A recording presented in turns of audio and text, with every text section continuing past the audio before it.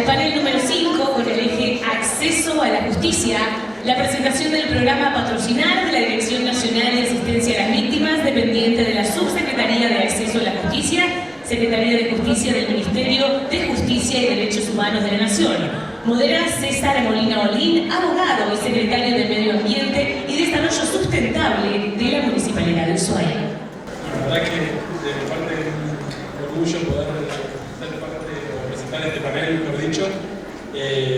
Cortito, nos acompaña la doctora María Azul Romero Beri, abogada, directora nacional de Asistencia a las Víctimas, a cargo del Programa Nacional Patrocinar y el Cuerpo Interdisciplinario de Protección contra la Violencia Familiar.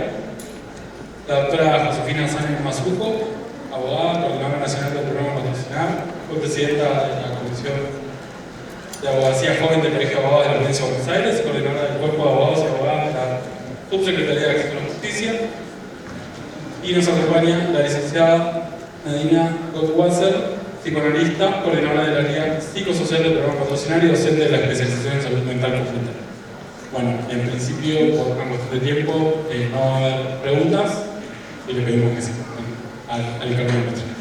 Muchas gracias, muy buenas tardes a todos y a todas, los que quedamos acá y encima quedamos emocionadas después de lo que nos regalaron. En primer lugar, quiero agradecer la invitación en nombre del Ministro de Justicia y Derechos Humanos de la Nación, del doctor Martín Soria y del Secretario de Justicia, el doctor Juan Martín Mena, a este Congreso Internacional de Abuso Sexual en las Infancias y Adolescencias, Articulación y Corresponsabilidad, los desafíos en las políticas públicas. Ahora vamos a explicar una política pública, así que después van a tener la oportunidad, los que se tuvieron que ir a hacerse cargo de sus cuidados, de las madres que se tuvieron que hacer cargo de sus cuidados, van a tener la conferencia grabada, que después Victoria va a explicar dónde está para que la puedan aprovechar y sepan bien cómo funciona este servicio.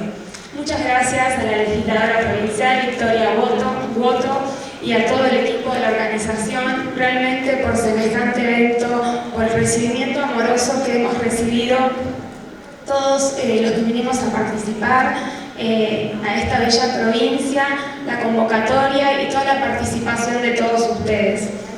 Y a todas las personas que están presentes, que están interesadas en conocer cómo son nuestras experiencias y que humildemente les vamos a compartir nuestro recorrido. Bueno, en esta mesa de trabajo estoy junto con Josefina Sánchez, que es la coordinadora general del programa Patrocinar, que es el programa de patrocinio jurídico y acompañamiento interdisciplinario de niñas y adolescentes víctimas de abuso sexual, que como les decía se conoce como Patrocinar, y está Nadina Goldwasser, psicóloga, que es la coordinadora del equipo social del programa. Justamente este programa Patrocinar viene a traer venimos a presentar esta nueva política pública que todavía no ha cumplido un año de su creación y que surgió a partir de cómo estaba siendo interpelado el Estado por esta problemática. Hace unas semanas compartíamos con algunos de ustedes el funcionamiento del programa en el Foro Mundial de Derechos Humanos, donde lo titulaban como un evento histórico y las conquistas populares de estos 40 años y las que vendrán, ¿no? Y realmente nos encontramos hoy acá conversando sobre el abuso que sufren las infancias y realmente la celebración de este congreso, de este encuentro, de este compromiso es una verdadera conquista en el reconocimiento de derechos de nuestros chicos. Vamos a la Filipina número 2.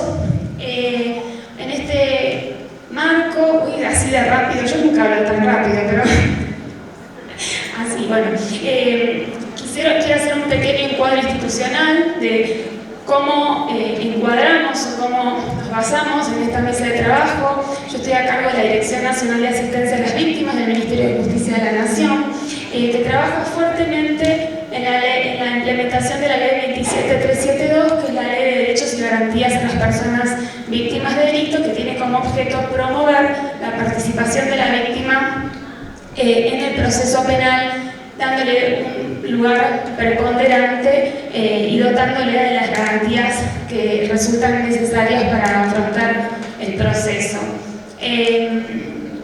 Vamos a la que sigue. Esta ley promueve la intervención en el caso con 3 principios fundamentales, que en esto me quiero detener un poquitito y me interesa que la ley 27372, que la anoten, la pueden buscar, es muy cortita, muy sencilla, y habla de que cada vez que tenemos que intervenir en un caso con una víctima de delito, tenemos que tener en cuenta 3 principios fundamentales, que es un poco lo que se vino hablando todo el día de hoy en el Congreso. El primero, la no revictimización. Partimos de lo que es la victimización primaria, ¿no? De lo que es la que está dada por el delito sí, por la consecuencia negativa del delito. Pero la victimización secundaria es la consecuencia del contacto de la víctima con el sistema de justicia.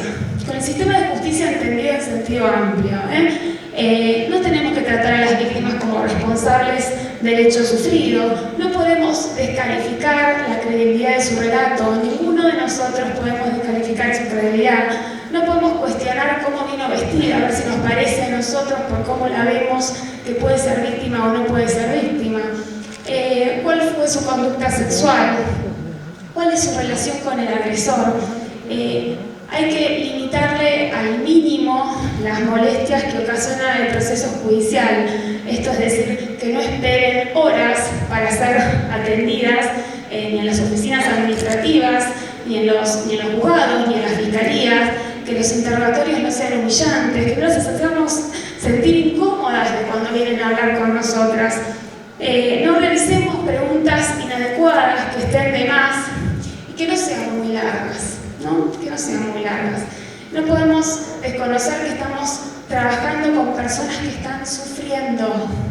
Que ver un mail nuestro, un llamado, un WhatsApp, que vean que es la doctora Romero, ya las pone nerviosas, no sabe qué es lo que le vamos a transmitir, qué le vamos a decir, si es una mala noticia, si es buena. Tengamos en cuenta eso cada vez que mandemos un mensaje, cada vez que vean nuestro teléfono que dice desconocido, que saben que no somos nosotras que le están llamando. A ver si tiene una audiencia, no tiene una audiencia, si le suspendió. No tenemos que confundir igual lo que es molestar poco con quitarle la posibilidad a las víctimas de participar en el proceso, ¿no? Para esclarecer el hecho. Es muy importante que las víctimas estén informadas. La experiencia mía de trabajo con víctimas es la información da tranquilidad. Por más que sea fea lo que tenemos para decir, saben lo que está pasando. Entonces, siempre tengamos informadas a las víctimas de lo que está sucediendo en el proceso. Tenemos que comprender todo lo que veníamos rescatando, ¿no? Pero digo, nosotras sostenemos esto, que tenemos que comprender de manera empática lo que significa para la persona participar de este acto procesal, lo que es relatar los hechos acontecidos y más aún cuando se trata de chicos. En esto apelo a la colaboración de los que están y que se lo transmitan a los que no están, que trabajamos con esto, para que tengamos cuidado con esto de que las víctimas que están en un tratamiento psicológico pierden la credibilidad, las tenemos sucias para la testimonial, las tenemos sucias para la cámara judicial. No van a dar un testimonio creíble, eficaz, porque están tratadas. Ojo con eso, lo venimos escuchando en muchas provincias, en muchos juzgados. Una cosa es la investigación del hecho punible y otra cosa es el trauma que ese hecho le produjo a la persona que lo sufrió. Que la víctima esté procesando lo que le tocó vivir no la deslegitima de lo que le pasó y de lo que tenemos que investigar. Entonces esto se está viendo mucho, les decía en los juzgados, que no quieren que las víctimas empiecen un tratamiento psicológico para no ensuciar la testimonial. Miren ustedes, este es un claro acto de revictimización. Le pedimos a las víctimas que tengan que soportar dolor sin un tratamiento de salud, teniendo en cuenta lo que duran los procesos judiciales. 7 años, ¿no van a hacer tratamiento psicológico? Pregunto, si el daño que ocasiona el delito fuera una lesión física, ¿también le pedimos a las víctimas que no se traten médicamente para constatar el daño? ¿Por qué no podemos tratar a las víctimas con un tratamiento psicológico a los chicos para conservar la prueba. Hay que pensar que estos delitos se investigan distinto. Mañana vamos a tener al doctor Vitale, que lo vamos a escuchar con el tema de la intervención y cómo se investigan los casos de abuso sexual contra niños, porque tenemos que desterrar lo que es la investigación penal. No se investiga igual que un robo. Entonces necesitamos otras herramientas. No podemos pensar en conservar la psiquis dañada de un chico para probar el hecho de un proceso, de ninguna manera. Segundo principio, hablé de no revictimización. Segundo principio, rápida intervención. No es más ni menos que trabajar rápido, que intervenir el menor tiempo posible en el caso. Para eso, todos los actores, operadores judiciales, letrados, fuerzas de seguridad, sistema de salud, educación, órganos administrativos, tenemos que realizar la intervención de nuestra competencia. Mariana lo decía antes, hacemos lo nuestro, hace el otro y así va continuando en una misma línea de trabajo, acorde a nuestras funciones y a nuestras responsabilidades. Eso es trabajar corresponsablemente. Eso es trabajar corresponsablemente y desde la interdisciplina. Los abogados, abogadas no sabemos todo. Necesitamos otras herramientas, otros conocimientos. Ya no podemos pensar que se puede investigar sin tener informes técnicos que nos sustenten. Como decía el doctor Rosanti, en lo que voy a tener que decidir. Que opine el que sabe. Así el Estado va a dar una respuesta integral y coordinada. Por último, el enfoque diferencial. Esto es decir, incorporar la noción de vulnerabilidad en su amplia expresión.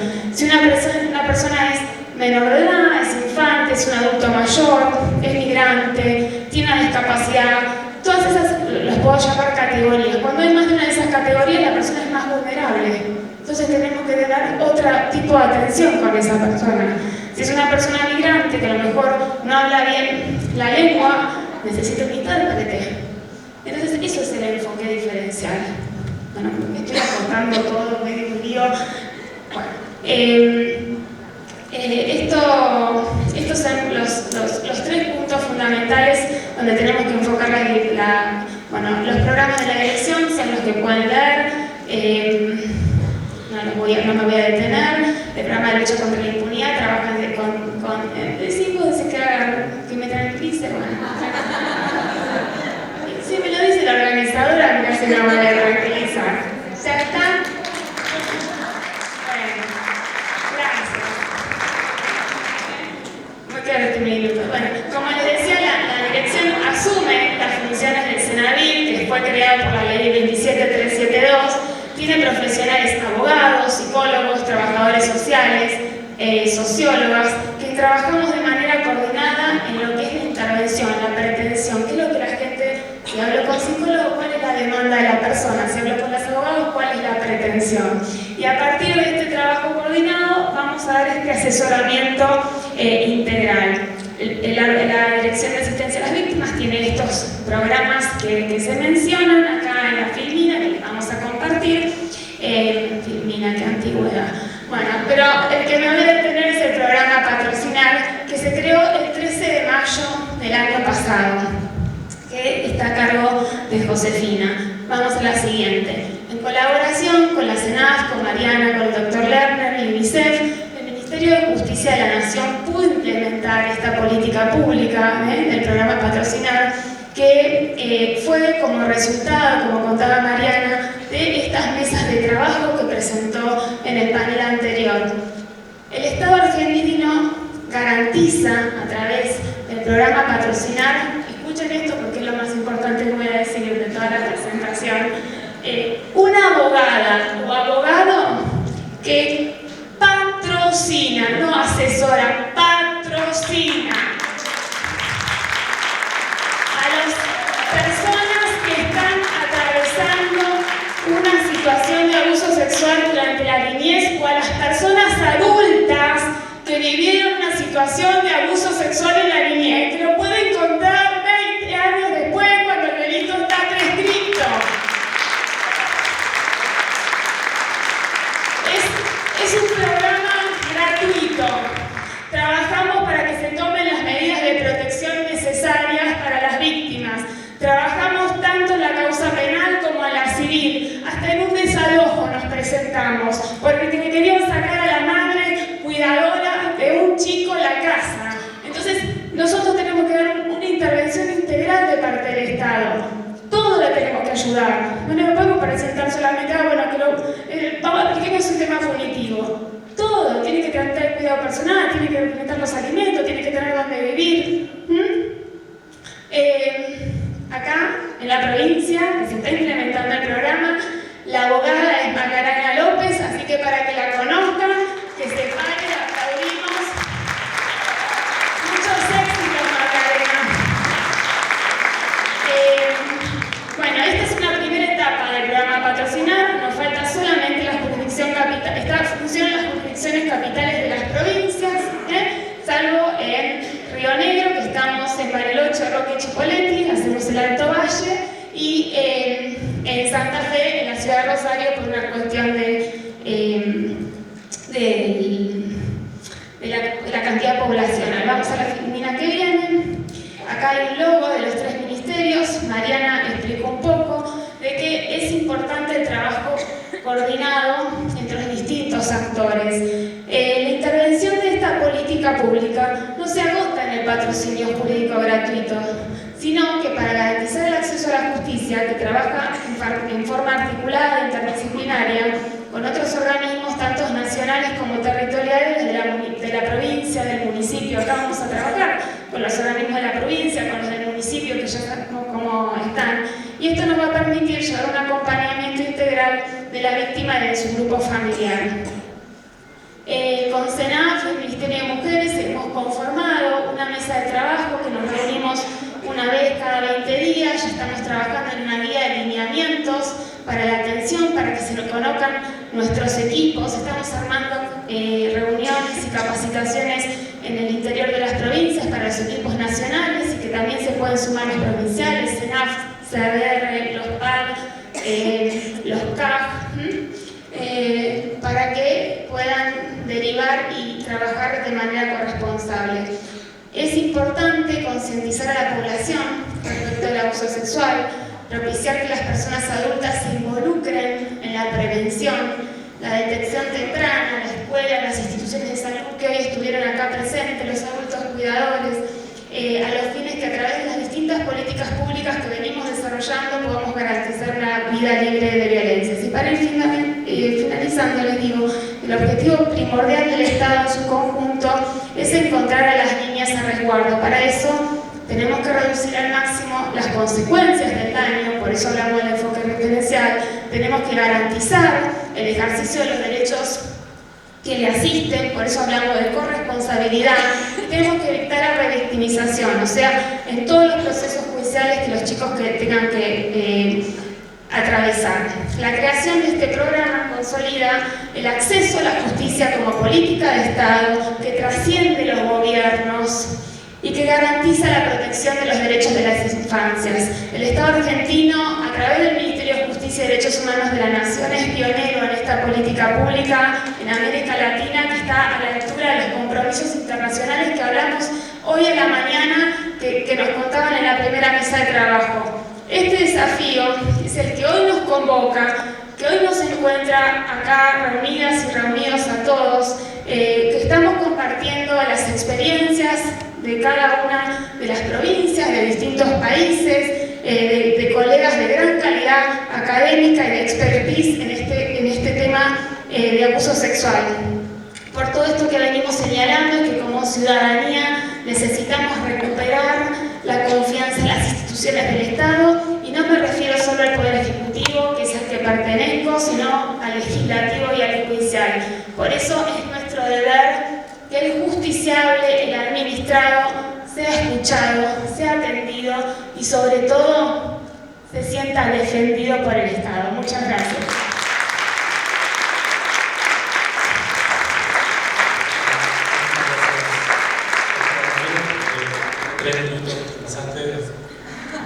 No sé cómo es esto, ¿hay una multa, algo?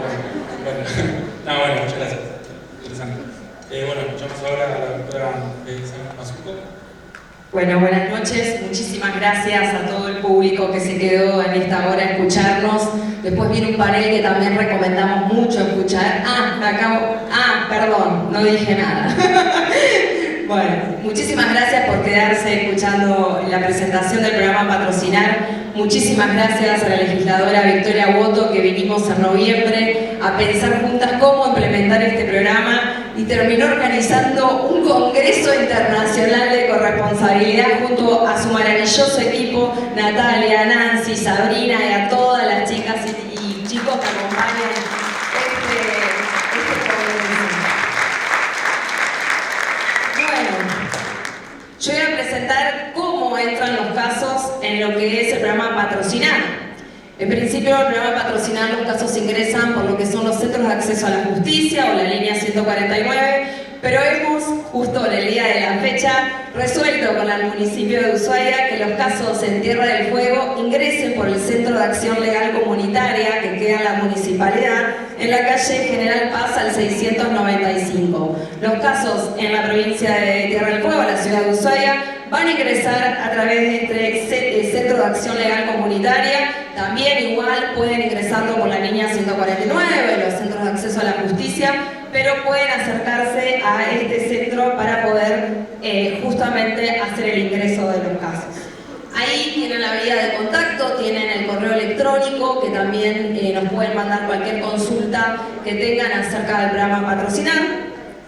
Y algo importante de remarcar por qué nosotras consideramos y por qué el Estado Nacional era necesario la implementación de este programa, ni más ni menos para el acceso a justicia a las niñas, niños y adolescentes, para que las niñas, niños y adolescentes sean oídos, sean escuchados y sean escuchados de forma activa. ¿Por qué? Porque nos encontramos con un montón de obstáculos a la hora de escuchar a las niñas, niños y adolescentes. Por ejemplo, hay provincias que a la hora de presentarse en un expediente de abuso sexual le exigen a la madre, que ahora vamos a explicar por qué estoy hablando de madre, un poder especial hecho ante un escribano, que en la provincia, para hacer ese poder especial ante un escribano, ni más ni menos ronda de 30.000 para arriba. Primer barrera de acceso a la justicia que nos encontramos. Y ni hablar de ir a la corte. ¿Cuánto te pide la corte para iniciar un recurso en queja para poder ingresar? Que ahora, si no me equivoco, 500.000. Estaba a 300.000, se fue a 500.000 para acceder a la corte, o sea, un recurso en queja, ¿no? Entonces, ¿por qué consideramos? Si bien está la ley, sabemos, de abogadas y abogados del niño, que vamos a explicar cuál es la diferencia, hay muchas provincias que no la tienen implementada, que todavía no la tienen en funcionamiento, nosotros en principio patrocinamos a las referentas afectivas, y sigo insistiendo con referentas, porque ahora cuando vean los números de los casos que trabajamos, van a entender por qué hablo de referentas.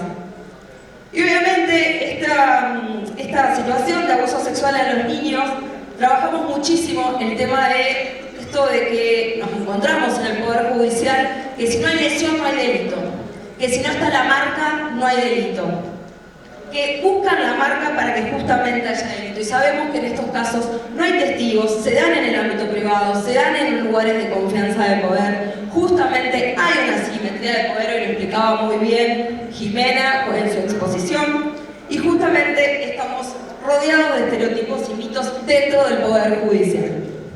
¿Cómo trabaja el programa Patrocinar? Como decía Azul, es una política sin precedentes, no solamente en Latinoamérica, perdón que lo diga, sino también en el mundo. Hemos buscado si en otros países existía esta política pública de patrocinio jurídico hacia niñas, niñas y adolescentes, y no existe esta política pública en otro país. Obviamente que muchos estarán diciendo, sí, bueno, es poco, una abogada por provincia. ¿Por qué? Esto recién empieza, es el principio de una política pública que recién se está implementando, que recién está comenzando y necesitamos el apoyo de todas y todos, de las fiscalías, porque no venimos a sacarle el trabajo a ninguna fiscalía, todo lo contrario, trabajamos de forma articulada en muchas provincias con la fiscalía sin obstaculizar el proceso. Esta abogada tiene, bueno, justamente es una persona que está capacitada en la temática. Nosotros a su vez dentro del programa Patrocinar hacemos capacitaciones constantes a todo el equipo. Es una persona de la provincia, o sea que conoce la provincia, conoce el Poder Judicial y conoce lo que pasa en el territorio. Bueno, es gratuito, es integral. ¿Y por qué es integral?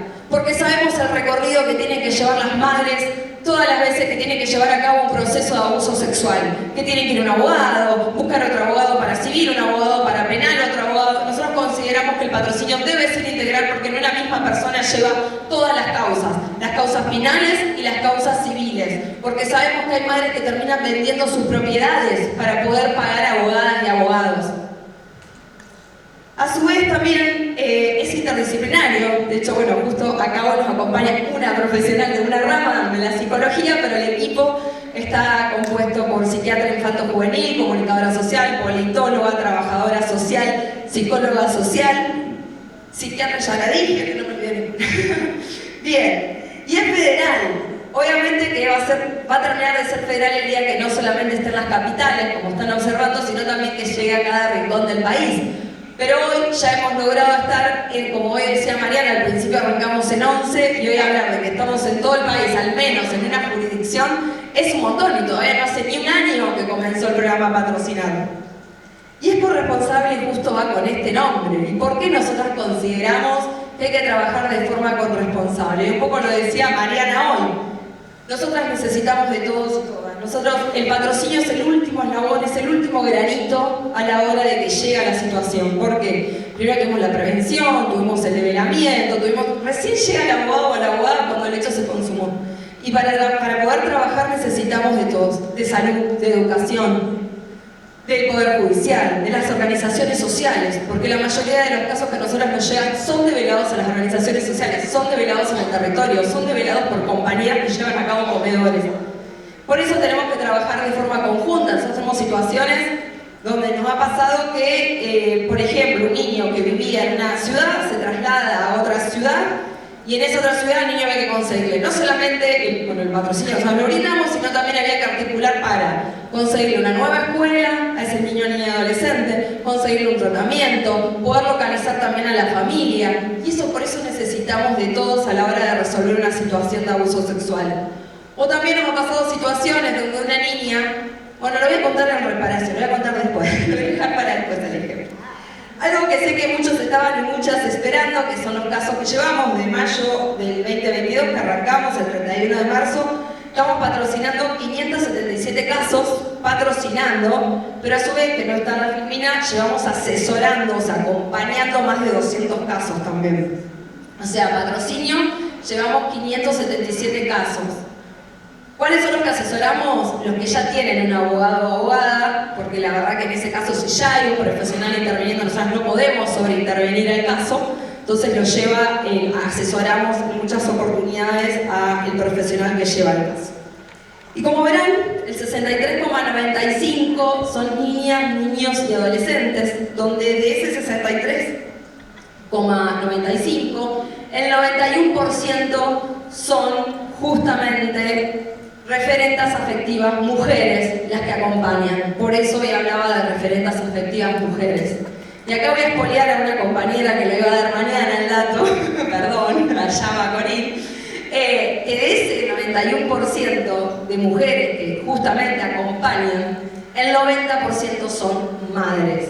Madres que son atacadas por fabuladora, por mentirosa, por inventar la situación de abuso sexual. Pero no la voy a exponer más a la compañera, eso lo va a hablar ella mañana. Que son denunciadas por violencia vicaria y también que siguen utilizando el falso síndrome de alienación parental. Un dato no menor, el 36% de los casos que llevamos son personas mayores de 18 años que transitaron situación de violencia sexual en su niñez y su adolescencia. Sabemos el temor, el miedo, la desconfianza que le generan a esas personas a la hora de denunciar y llevar a cabo un proceso de esta envergadura, que no me quiero adelantar, lo va a hablar Nadina luego. El 87% son mujeres, 3 autoperciben no binarios y 2 varones trans, el resto se identifica como varón cis. Acá me quiero detener, que hoy un poco también lo estuvieron hablando, y muy bien lo dijo también el periodista Franco Torchi, que dijo los abusos entre las familiares no se televisan, no venden. Y no es casual que el 50% de los denunciados es el progenitor o progenitora fin.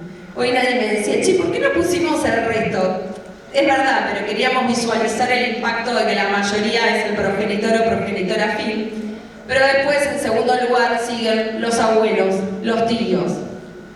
Culto, después todo lo que tiene que ver con culto, y después recién personas desconocidas. Este dato no es casual, el abuso se da en lugares privados donde hay justamente una relación de confianza de las niñas o los niños y se da en lugares cerrados. Y acá me quiero detener 2 segundos con qué obstáculos nos estamos encontrando en el programa Patrocinar desde que empezamos a intervenir. Legitimación, porque ¿qué nos pasa? Bueno, la mayoría son las madres, como decía, que acompañan, pero en algunos, en ese porcentaje que no estaba ahí, o es la tía, la abuela, la prima, o alguien del barrio. Porque la piba o el pibe se animó a hablar con alguien del barrio, entonces quien acompaña es alguien del barrio. Entonces ahí se nos juega en el Poder Judicial el tema de la legitimación, donde algunos te dicen, bueno, no, pero si no viene con el progenitor o la progenitora no puedo iniciar la acción. Pero el chico te está diciendo que con esa persona se animó a hablar, se animó a contarle la situación, y capaz que es la única oportunidad donde esa niña y adolescente se animó a hablar.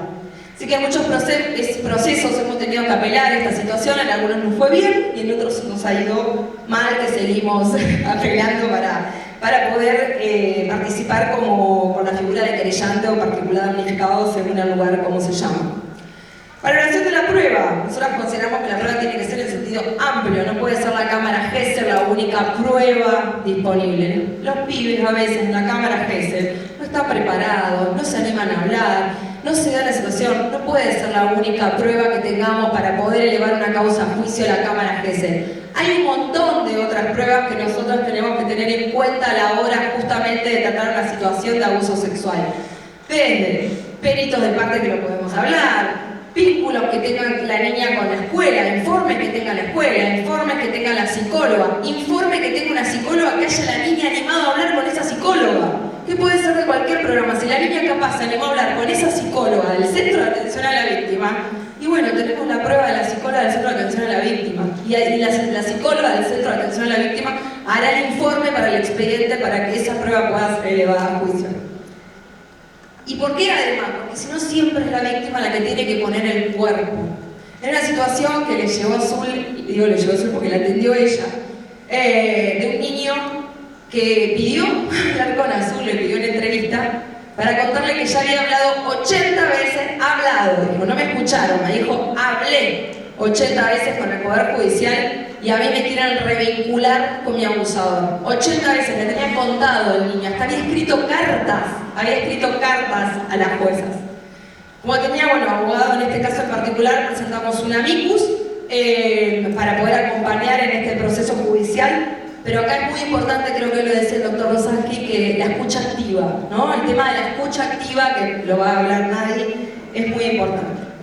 Archivo de las causas, tenemos muchas situaciones que tenemos que desarchivar las causas que nos llegan, justamente por no haber sido valoradas las pruebas de forma amplia. El tema de la prescripción es un tema para hablar muchísimo, pero justamente al tener el 36% de los casos que nos llegan, personas adultas, estamos trabajando temas de prescripción. En algunas provincias nos han declarado la imprescriptibilidad y en otras estamos trabajando con el doctor Vitale en todo lo relacionado a los juicios por la verdad, como herramienta que hoy tenemos para poder garantizar y que sea reparatorio. Acá lo quiero enganchar con la reparación, porque ¿qué es reparatorio? Uno cree a veces que para las víctimas lo reparatorio es la pena, y hay víctimas que para ellas no es la pena la reparación. Muchas veces para algunas víctimas de reparación es que la escuchen, que le crean. Particularmente tuvimos una situación de una señora me queda un minuto de tratar de ser rápida, una señora de 89 años que se había animado a contar por primera vez que había sido abusada. Obviamente, si ella tenía 89 años, el abusador, que había sido su progenitor, estaba fallecido. Por ende, la persona abogado y abogada sabe que si no tenemos a la persona física, viva, el denunciado, la acción penal, chao, se nos cae todo. Entonces ya empezamos a pensar, hablamos con un montón de fiscalías, de organizaciones, hablamos con diferentes poderes del Estado, y se nos ocurrió citar a la persona, escucharla y hacerle una nota, un acta, Nos decía que nosotros la estábamos escuchando y creíamos su palabra. La señora de ese día se fue y antes de irse dijo: a partir de hoy me siento persona. Esto es lo que pasa, que las personas abusadas no se sienten personas, justamente por el daño que les generaron los abusadores. También hemos conseguido reparaciones pecuniarias, han sancionado abogados y abogadas, más que nada abogados, perdón, los mandaron a estudiar niñez, con perspectiva de niñez, en la sentencia. Eso fue reparatorio justamente para la persona que había llevado el proceso. También una situación particular, una niña donde iba a la escuela y ella decía: estoy cansada que la maestra me llame con el apellido del abusador. Todavía no teníamos la sentencia, entonces no podíamos hacer o sea, se puede, pero hay juzgados que no te dejan hasta que no tenés la sentencia de abuso hacer la supresión del apellido. Entonces dijimos: bueno, ¿qué hacemos? Bueno, fuimos a hablar con la directora y le pedimos que por favor a esa niña no la llame más con el apellido del abusador, porque ella se sentía abusada cada día que la maestra les tomaba lista por el apellido del abusador. Al día siguiente a la niña no la llamaron más con el apellido del abusador y le mandó un mensaje a la abogada del territorio, pero tan hermoso, y que a partir de ahí ella le daban ganas de ir a la escuela y se había sentido reparada con eso. ¿Con qué poco podemos hacer en pequeños actos, como dije, con corresponsabilidad? Desde la escuela, desde salud, desde lo social, de las organizaciones sociales para poder llevar estos casos. Justamente necesitamos de todas y todos para poder llevar a cabo esta política pública, que nosotros somos un granito en todo este océano. Así que muchas gracias.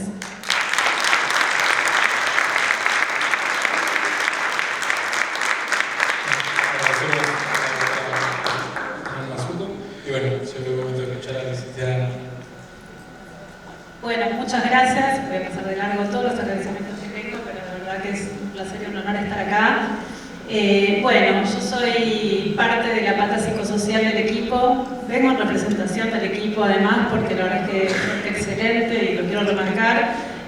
Obviamente tiene que ver también con una coordinación que nos sostiene y avala un montón de cuestiones. Somos la parte molesta muchas veces con, por ejemplo, la justicia en muchos casos, con algunas instituciones, y la verdad es que a mí me pone contenta ser esa parte, porque además de estar acá en esta función, también soy psicóloga, también trabajo en casos de abuso en mi clínica, con personas adultas, con niños, niñas, y realmente que esté esta política pública y que esté este programa es algo sumamente importante. De verdad, nos encontramos muy solas y solos en el consultorio, en las instituciones, cuando tenemos que trabajar con estas problemáticas, y tener la parte del patrocinio, la parte del proceso, siendo acompañadas, porque incluso la declarar, y esto lo van también seguramente a hablar mañana, pero realmente no la pasamos bien como profesionales, nos atacan, tal como dijeron hoy. Entonces es muy importante, porque realmente a mí, los documentos que tengo en mi casa no me importan, lo que me importa es que esas infancias no queden vulnerabilizadas o más vulnerabilizadas de lo que están. Así que, bueno, me parece por eso muy importante. No sé si todavía se dimensiona lo que es este programa, pero bueno, realmente es para que crezca. Bueno, dicho esto, quiero adentrarme un poco en las cuestiones que hacen justamente a cómo pensamos esta intervención, esta integralidad, esta interdisciplina. Trabajamos con la nada, con el vacío, con una clínica del horror. Juan Carlos Volnovich dice, muy acertadamente, una de las experiencias más espantosas inscriptas en la historia de la humanidad. Además, hay una cuestión ética todo el tiempo que nos atraviesa. Ya había resumido rápido.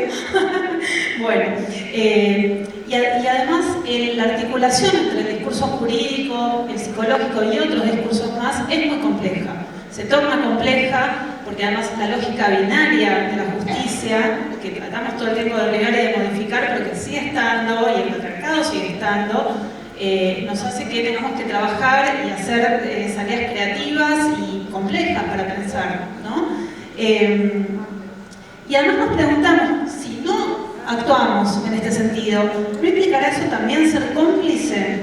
¿Qué es el objetivo último de estos abusadores que silencian? No es una mera repetición repetición de este horror sin resto, de ese ataque que intenta borrar el pensamiento, el cuerpo y la memoria de estas infancias. El otro día leía a un autor que me pareció muy interesante, Pablo Tachman, que él se pregunta muy acertadamente si la pregunta digamos, que nos deberíamos hacer como psicoanalistas desde la parte por lo menos que a mí me toca, es si además de hacer el trabajo que hacemos en la clínica, no nos compete también llevar a cabo dispositivos que intervengan con respecto a los modos sociales de la producción del sufrimiento. Trabajar en interdisciplina no es sencillo, lo sabemos muchos de los que estamos acá, pero al mismo tiempo podemos pensar que nuestra participación en lo público debe ser como agentes clínico-políticos que disputan sentido de lo público y la función en el Estado. Y de lo que es el Estado, además, ¿no? Si no, lo otro son repeticiones heredadas de tradiciones que además hemos sufrido muchísimo, entonces es muy importante que esto se tenga en cuenta. Además, es muy importante trabajar, y si lo pensamos con perspectiva de género y de infancias, y un posicionamiento que se piensa desde una ética, para poder ordenar además el caos que sabemos que es enloquecedor, que es una implosión en la familia, que genera todo un caos alrededor y que además al psiquismo lo destruye en muchos casos. ¿Y en qué radica, pensamos nosotras, la mayor de las dificultades? En el carácter de lo traumático. Yo vengo insistiendo en esta idea porque me parece que es muy importante entender que lo traumático desmantela la capacidad perceptiva y organizativa de todo sujeto. Esto se tiene que entender además porque hoy charlábamos que no es lo mismo cuando, por ejemplo, muchas veces en las audiencias preguntan, pero ¿usted cómo ubica que esto es una situación de abuso y no un duelo?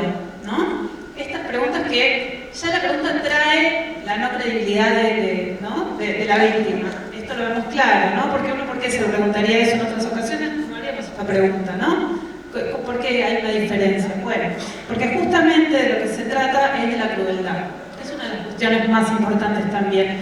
Ana Beresit dice que es una ausencia en una presencia. Esta idea me parece fundamental porque es el no reconocimiento del otro, del semejante. Y ese no reconocimiento es el que lo hace objeto, ¿sí? Por eso antes decíamos, volverse o recuperar el ser persona, el ser sujeto de derechos, sujeto con derechos, es fundamental, ¿sí? Entonces de esto se trata. Si este eje se pierde, nos perdemos todo lo demás.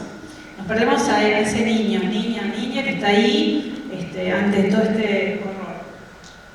Y además, lo traumático está multideterminado, y esto es otra idea que me parece muy importante tomar, que es la siguiente. Por un lado, la situación psíquica de ese sujeto en particular que ha sufrido una situación.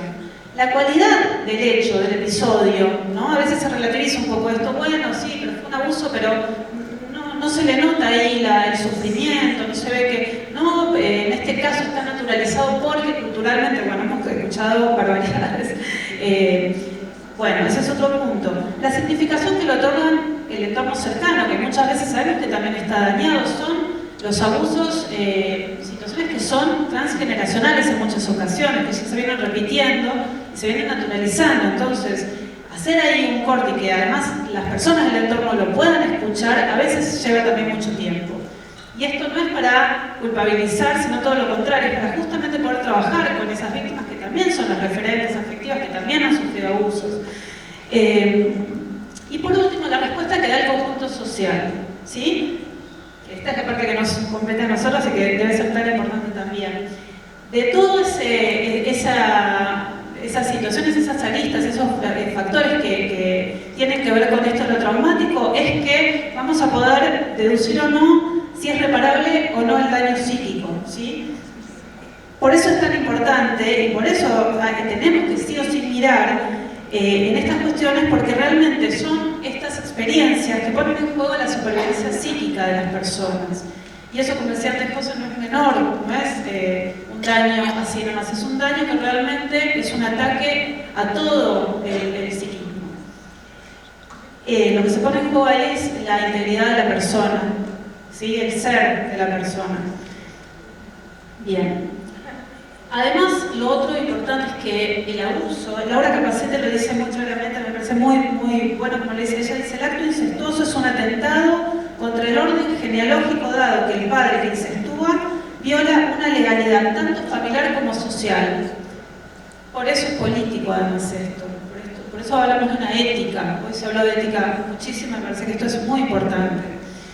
Cuando José contaba esto de esta persona, qué era lo que había quedado borrado, censurado y demás, era justamente un concepto que me parece muy importante, que es la función clínica del derecho, es la terceridad que está ahí y que no tuvo la ocasión de vivenciar esa persona, ¿no? Eso que es entre el abusador y la persona víctima.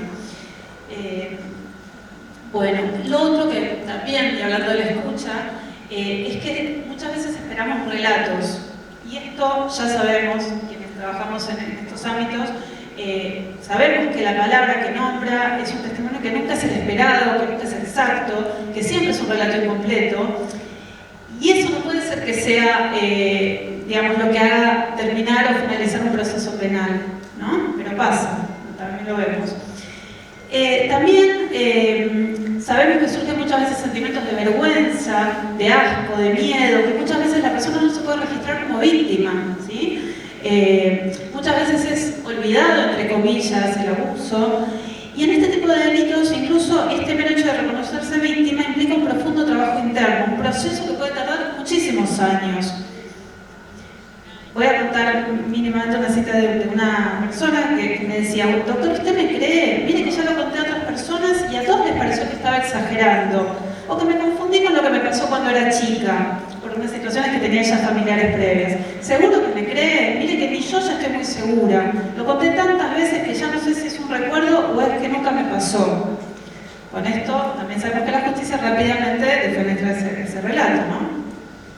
Además, son muchos los mecanismos inconscientes que funcionan justamente para preservar la integridad de esa persona. Entonces, estos mecanismos que tienen que ver con la decisión del yo, con la disociación, hace que ese relato también sea, entre comillas, incompleto, pero justamente esa es la prueba de que le ha sucedido el trauma, ¿sí? La experiencia traumática. Venimos además peleando por una justicia accesible para las víctimas que, para dejar de serlo justamente el hecho de ser víctimas, deben poder ser reconocidas como tales, valga esta aparente contradicción.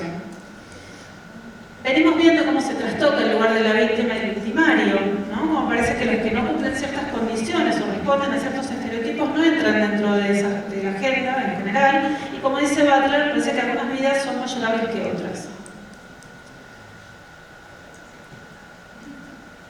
Es por ello que nuestra labor consiste en intentar despejar la voz y la palabra de estas infancias que deben ser testigos ellas mismas de lo que les ha ocurrido, desentrampar de la oscuridad una verdad que por otro lado se está gritando a viva voz.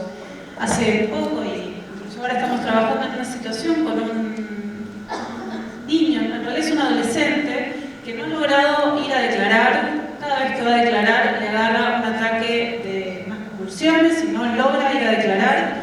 Y esto hace, o venía haciendo, que la justicia estuviera todo el tiempo por cerrar esa causa, ¿no? Cuando nosotros lo que queremos es justamente lo traumático. Entonces, ¿qué hacemos nosotros desde el programa? Justamente trabajar, hacer informes interdisciplinarios, con fundamentos, con jurisprudencia, además con todo lo que tenemos, porque la verdad es que a veces estamos en menos 10 de pruebas, ¿no?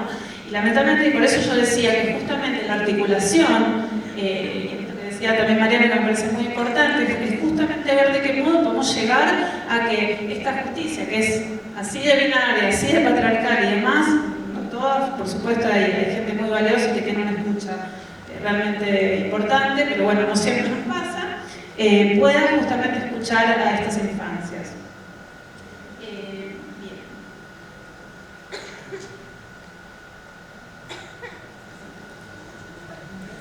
Sí, pueden pasar. Entonces, una colega dice y nos preguntamos, ¿cuántos abusos caben dentro de un abuso?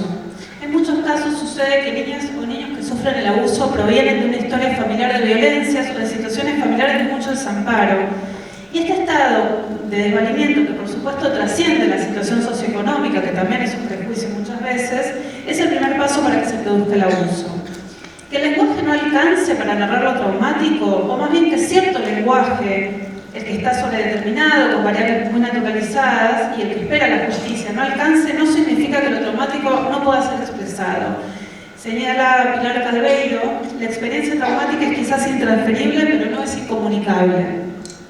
La cuestión entonces no pasa por la imposibilidad de ese niño o niña para testimoniar, sino de la imposibilidad de escucha de su interlocutor, así como de los mitos y prejuicios que obturan el oído de quienes no supieron, no pudieron o no quisieron escuchar la palabra de esas infancias. Porque niñas o niños no mienten cuando relatan haber padecido un abuso, como dice Jorge Garaventa. Poder dar testimonio de lo ocurrido, que haya allí otro dispuesto a escuchar y a posicionarse éticamente frente a eso que escucha, facilitar por todos los medios el acceso a este tipo de justicia, habilitando y legitimando eso que está siendo dicho, quizás por primera vez, puede transformarse en una instancia reparatoria y posible de elaborar para ese sujeto frente a este daño. Si reparar simbólicamente todo lo posible a ser reparado y lograr así cierto reordenamiento de la vida psíquica y social de las personas que han sufrido atropellos a sus derechos más esenciales, se trata de esto, apostamos a esto. Nosotros tenemos diálogos constantes con la invisibilización, con la incertidumbre, todo el tiempo, pero sin ingenuidad, pero sí, como decía Noé también, con la ternura como política. Nos proponemos producir algunos cambios en prácticas anquilosadas y naturalizadas, no sucumbir ante la impotencia, tarea ardua. Siempre nos preguntamos si nada más se puede hacer. Sabemos que se trata de un trabajo de resistencia y en resistencia. Nos pensamos en un quehacer colectivo, entramado, en la trinchera, con intervenciones extramuros, como siempre decía nuestra querida Silvia Leichmann.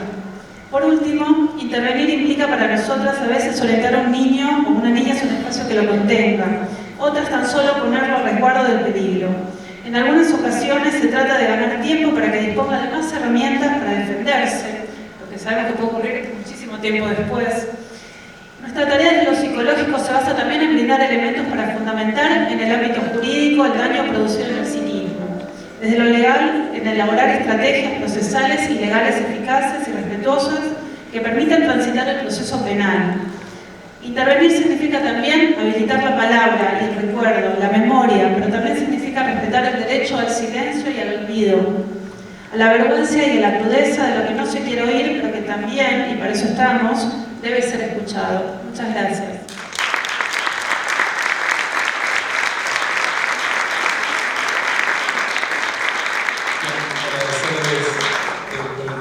Excelente todas las presentaciones. Yo creo que esta política es de las más federales que tenemos, ¿no? Junto con el Centro de Acción Justicia, parece que lo vamos también y parece que generar herramientas para quienes no cuentan con la posibilidad de acceder, más que nada, bueno, en Tierra del Fuego es bastante caro el servicio de justicia. Son herramientas que son muy útiles para la población y ya se le doy. Muchas gracias por la exposición. Quiero generar un cierre a la presentación del programa patrocinado de la Dirección Nacional de Asistencia de las Víctimas, dependiente de la Subsecretaría de Acceso a la Justicia, Secretaría de Justicia del Ministerio de Justicia y Derechos Humanos de la Nación.